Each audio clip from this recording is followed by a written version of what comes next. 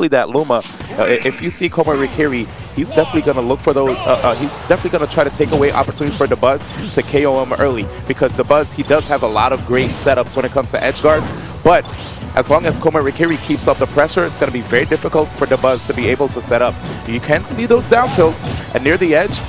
Uh-oh, wait. I wonder if he's going to try to go for combos that can actually push Komorikiri to the side of the stage, because that was a little interesting, going for the jabs after the up throw instead of the up tilt.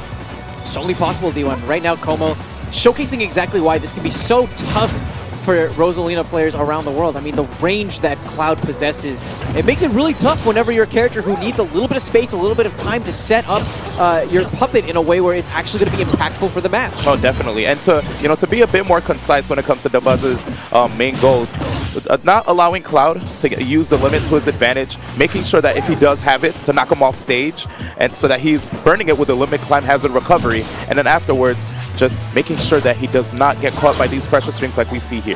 Limit control, Luma control. It's a lot of control that's related to this match. Right now, it's all about the control that Komo is possessing over Dabuz. I mean, I'm looking at this set. It feels like for the majority of the time, Dabuz hasn't had any real estate. He's just kind of been pinned into this corner, D1. Again, I mean, it's very hard to just stop this character who's so fast at applying pressure. And here we go. Sick tech by Dabuz, managing to still stay alive. And just a one up tilt is all Komorikiri needed to get rid of Luma.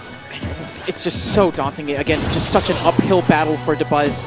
How is he going to get out of this? I like that he's applying pressure. He doesn't want Komo to feel like he can completely skate over Dabuz. And even there, the quick shield that he did means that it's very cognizant pressure that he's applying. Oh, indeed. But right there, we saw, like you said, Dabuz getting a little bit aggressive. He's probably going to have to look for opportunities to strike first. But it's very tough, because what if Komorikiri just dashes outside of range and then counterattacks? You know, I looked at this stage selection, and I felt like for 95% of the game, it's probably going to be benefiting Komo more because of Cloud's range. But that 5%, that's where Dabuz can really cash in. If he can get a juggle set up on one of these top platforms, he can very quickly take the stock and very quickly turn the tables on Komo. Oh, indeed. And right here, it looks like Dabuz is trying to lower his profile a bit, using the crouch, and then try to poke at Cloud from below with the down tilt.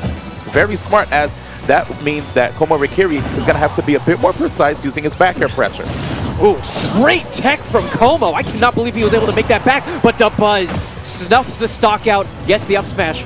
And not only does he take the stock, he actually takes some of the... it forces Komo to go ahead and go back to square one with the limit as well. He did have to burn it on the way up, but still just another resource that Komo will have to rebuild. Oh, definitely. This is looking like it's not going to be that easy for Komorikiri, noticing how Dabuz was able to just bring it close that quickly. Smart stuff right there. Look at that spacing from Komorikiri, and all Rosalina was able to do was just respect it.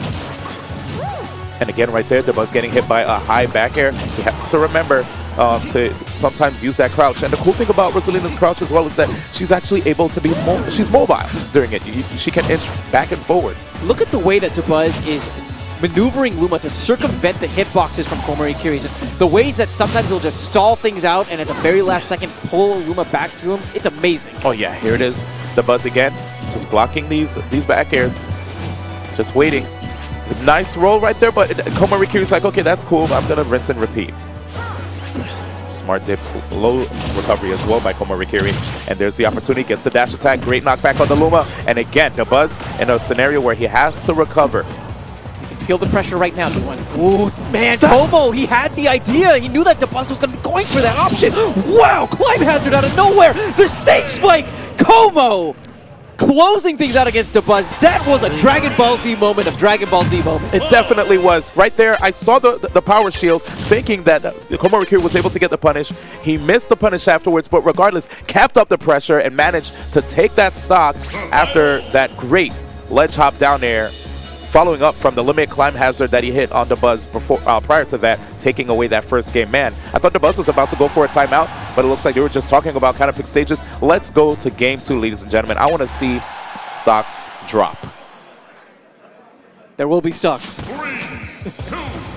There will be stocks. Game number 2, Dabuz seems like he's actually a little bit comfortable with this stage. He's going to be running it back to Battlefield. A bit interesting, D1. I guess he probably wants to use the platforms to his advantage.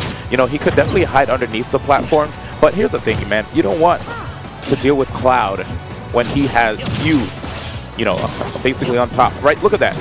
Basically, if you're above Cloud, that's a bad spot. You don't want to be there. Look at Komorikiri mixing up his pressure. Before we saw a lot of back airs. Now he's using forward-facing up air, just pulling back. Such a great hitbox on that move. And here it is, Dabuz again, just trying to find his way back in.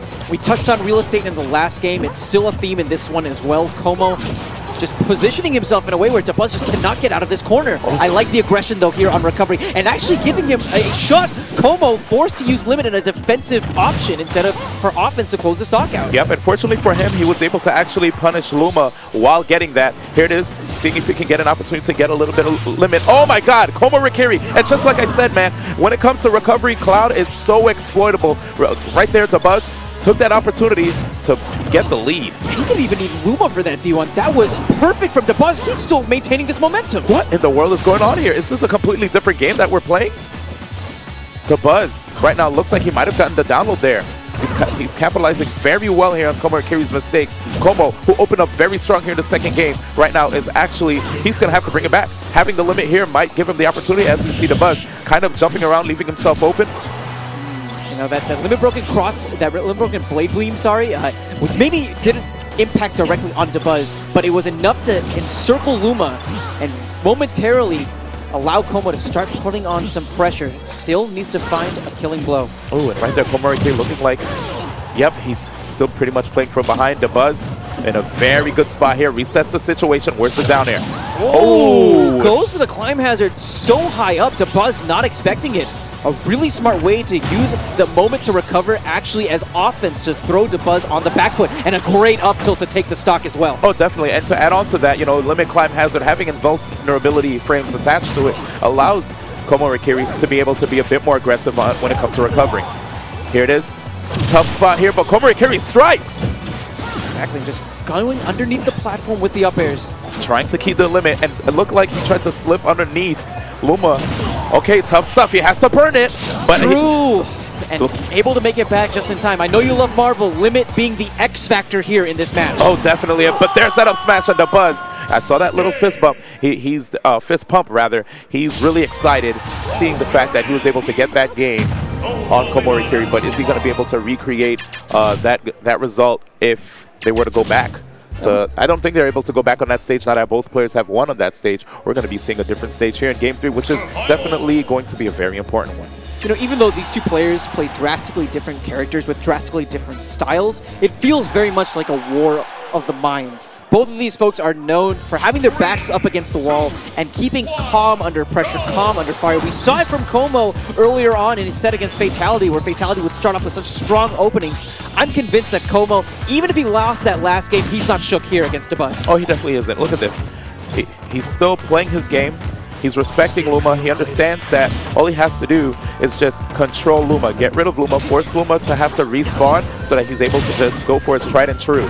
But right now, Dabuz, who's actually being very aggressive here, is making it difficult. Very much so, and I'm not sure if Como is intentionally missing these techs or these are technical errors. I've seen this happen a couple of times. Perhaps he's throwing off Dabuz's timings or trying to, but Dabuz is not falling victim to that.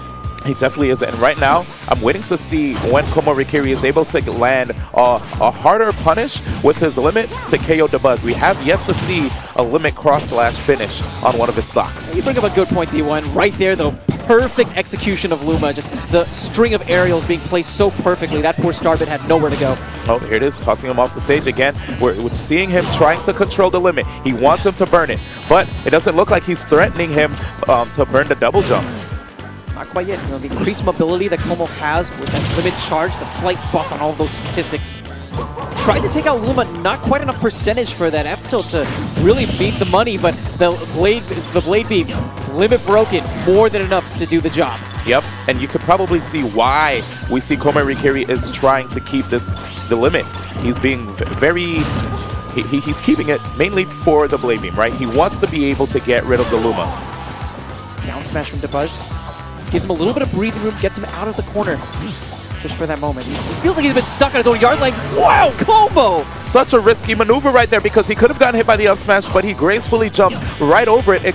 To be honest, it feels at the Olympics, we would have probably given him a 10 for that performance. Absolutely, and that's the thing. When people see Dabuz set up that Luma in that particular fashion, they're very respectful of it because they know all the myriad of options he can go for. And Como just threaded the needle was able to avoid the damage and finds a brilliant punish because of it. And there it is again. Komorikiri, tough situation, does not have limit, but he manages to still get back on stage. And I like that, Dabuz showing he's not afraid of the down air. Komorikiri getting pushed off a little bit, but Dabuz getting too aggressive. Fortunately, that platform actually saved him. Very much so. Oh, and Luma's still here. The next hit will be able to be enough to knock Luma out. And meanwhile, it's enough for Como to get limit, but only for a moment. Dabuz now taking the stock as well as the precious resource of limit. And I hope you guys noticed what Dabuz did there. All these short hops from Cloud definitely leave him susceptible to getting anti-aired, which is why you saw that quick up smash in the nick of time from Dabuz taking that stock. Cerebral play from both of these folks. Como, again, making light work of Luma, doing his part in the matchup. He now just has to be able to apply pressure onto Dabuz, but with these grabs that Dabuz is implementing, he's able to just temporarily knock Como off balance. And here comes the patient play again. Komorikiri saying, you can't jump because I have these up airs. What's up? Oh, here it is again. Aggressive Dabuz. He's trying to push Como to the corner. Sick stuff right here. People actually cheering for Dabuz too. But there's the slice and dice. Taking that stock and game 3, which gives him the counter pick advantage. Good stuff right there by Komorikiri. Just when I was mentioning, JV, when are we going to see that limit cross slash? Komorikiri said right here. Perfect. He swings and he doesn't miss. Again, Como with his uses of limit so far, it's been incredibly intelligent. He'll go for options like the Blade Beam at times because he knows while it may not connect directly onto Dabuz, what it does do is that it sets up for him to win the next several set of exchanges. And he's confident in that 12-second time span that he's going to be able to put the hurt on Dabuz, potentially even take a stock. There, though, going straight for the cross slash, knows the money shot when he sees it and is able to execute it perfectly. The haymaker, man, it hurts. It hurts. And it definitely does. Sent reeling right now, a single game away from being sent to the lower bracket. Man, that limit cross slash, it sounds like a machine gun, man, when you hear it go. It's just like, it's ridiculous. Yeah, it's the Bruce Lee, right? When it seems like he freezes time and he does the little hits that don't hit at all, but for some reason, right after it unfreezes, the opponent's... You know what I'm talking about. You know what I'm talking about, D1. It's crazy. Here we go, game 4. Yo, you know what's nuts? When Dabuz called for a timeout, we saw Ranai come up on stage, and it looked like he was smiling. Probably because Ranai was thinking to himself, I mean, I don't think he really needs to be coached, but I guess I'm just going to stand here anyway. What's up? It's game 4 between Dabuz and Komorikiri. Komorikiri actually up 2-1 in this set. Dabuz having to fight for his life here. It is opportunity to burn the limit again. What are we going to see? Oh, he tried, but Komorikiri is back. Okay, I wondered if Komorikiri was actually going to wait for an air dodge to get a fair spike to give him a nice, solid lead here, but he's trying to play it safer now, just get as much damage as he can. Dabuz starting to get a little bit more aggressive from the corner, trying to fight his way out. And I'm appreciative of this. He needs to use the space in order to set up Luma. It's part of his game plan. Yep, and right now we see a lot of mix-ups from Komorikiri in the manner that he jumps. He'll jump, fade back, full jump even.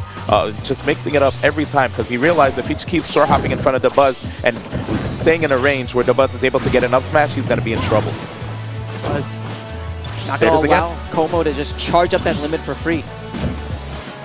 But at the same time, just being very respectful. He knows that Como very quickly could surprise him with something like a back air. Just trying to play around it. And right there, Dabuz actually tried his best to see if he can snipe. Oh, good stuff right there. He manages to get rid of Luma, but again, Komorikiri just so good at using the jumps, mixing up his range, his distance between him and Dabuz, making it very difficult for Dabuz to get these counterattacks. In a Luma-less approach forced by Komorikiri. And it's so telling of how difficult this matchup can be, where Dabuz is shielding and calling out these limit-broken moves, but it doesn't even matter. Dabuz, however, doesn't even take those setbacks as a negative, ends up turning the tides on Como and actually takes this first stock. Yeah, that was a very unpredictable drop zone down there. He literally just ran off and nailed it. And now we have Komorikiri striking back and so much knockback even after hitting the ground, taking that stock. Here it is, 1-1. Komorikiri can still take game 4 though, so Dabuz definitely is going to have to try his best to mitigate all of these advantages that Cloud has on Rosalina. We'll see what happens. He's getting a lot of these grabs now. Yeah, getting the juggles, it's what he needs, but there's the juggles right back. Again, the juggle game going back and forth between the two as they're taking turn with the exchanges. The stage control, again, back in favor of Como. He's able to just wait and react to that roll there. You know what's so scary? Komorikiri could have definitely punished with a with a finishing touch on a roll, but he probably doesn't want to go for something that risky and missed. Here it is, 82%. Dabuz in a very bad spot. We have yet to see Komorikiri try to take advantage of the fact that Rosalina doesn't have a hitbox when she recovers. Here it is. Dabuz, he's just so comfortable holding shield. He knows that the scariest thing right now is a limit broken attack more than anything else. He's not afraid of the grabs here. Oh, very tough stuff. Cannot land. Gets rid of Luma, and now here we have Dabuz. Let's see. Okay, I thought he was going to try to dash forward and roll back just to basically psych out Komorikiri, but it looks like Komorikiri is just advancing right now. It might be the end. Very much so. Dabuz has chosen the roll-on option. That time actually jumps off. Como was expecting Dabuz to jump onto the stage. That's why he went for the climb hazard. But Dabuz, so smart, so reserved with his jump onto the stage, getting right towards the ledge itself, the lip of that stage. And right there, a ray of hope for Dabuz. It looked like Komorikiri tried to see if he can jump over those jabs. Komorikiri, that forward throw, good stuff right there. The Luma actually going back right there to Dabuz. Spacing, he's respecting the Luma. Uh-oh. Maybe not enough respect. Dabuz had a chance there, went for the dash attack, and that allowed Como to sneak in with the grab. Taking Luma out, climb hazard connects, and Como is headed to top 8 at FPS2. There it is. Such great play right there by Komorikiri. Now, what is the I believe it's now a light.